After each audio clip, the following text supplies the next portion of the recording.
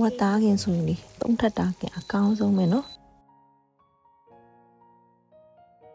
ဟယ်လိုနင်းတို့ရဲ့မိဘကနေပြန်လေးကြိုဆိုလိုက်ပါတယ်ကျမကလေးရဲ့အချိုင်ဝတ်သုံးထပ်တာခင်လေဘလို့ခင်လဲဆိုတာလာပြောပြတာပါဝတ်သုံးထပ်တာကို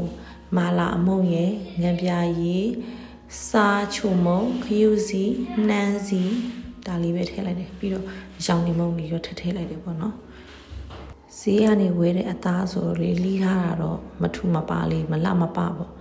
စီတီမတ်တို့မက်ခရိုတို့မှာလီးပြီးတာအသားဆိုတော့အစင်တဲလေးနှက်လိုက်ရုံပဲ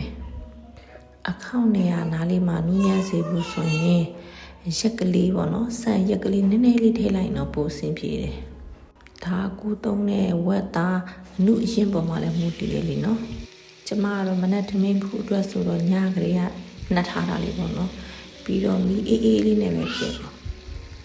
အသားတွေကျရင်ကက်ကြီးလေးနဲ့ညက်ပြီးတော့အသားအတွက်ထမင်းပွဲမှာထည့်လိုက်တာပါပဲအချိုက်တူရင်အသေးလေးပေးပါနော်